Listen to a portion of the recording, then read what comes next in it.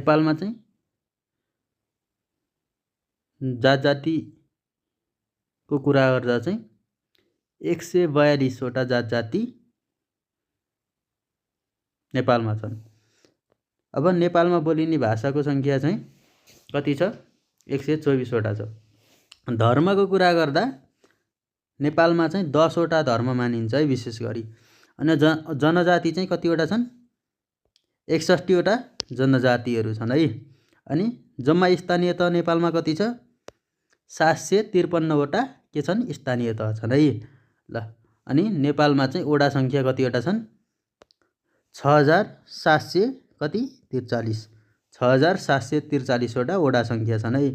अनि नेपालमा राष्ट्रिय विभूति कतिवटा छन्? राष्ट्रिय विभूति नेपालमा 18 वटा छन् है, 18 जना है। यसरी बुझौँ है। अनि राष्ट्रिय निकुञ्ज कतिवटा छ? पहिला चाहिँ 12 वटा थिए, पछि एउटा थपिएर 13 वटा भयो है। पछि छपिएको छायानाथ राष्ट्रिय निकुञ्ज है। ल अनि संरक्षण क्षेत्र कतिवटा छ? 6 वटा। शिकार आरक्षण नेपालमा कतिवटा छ भनेर सोध्न सक्छ है। नेपालमा चाहिँ शिकार आरक्षण कतिवटा? एउटा छ है। अनि मध्यवर्ती क्षेत्र कतिवटा छन् भनेर सोध्न सक्छ? 14 वटा।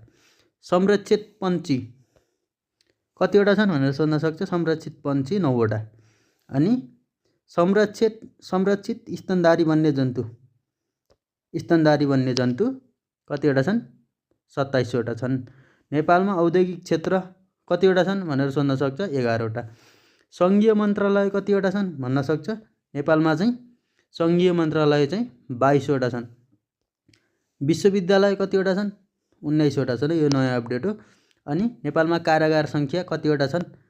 प्रत्येक जिल्लामा एउटा छ भन्ने सोध्नुहुन्न, यो गलत छ फेरि। 75 वटा मात्रै छन्। अनि विश्व सम्पदा सूचीमा सूचीकृत सम्पदा चाहिँ नेपालमा कतिवटा छन् भनेर सोध्न सक्छ? कतिवटा छन्? सबलाई थाहा भएको कुरो हो, यो 10 वटा हो। अनि सिमसार सूचीमा सूचीकृत सिमसार क्षेत्र चाहिँ नेपालमा कतिवटा छन् भनेर सोध्न सक्छ? 10 वटा छन् है।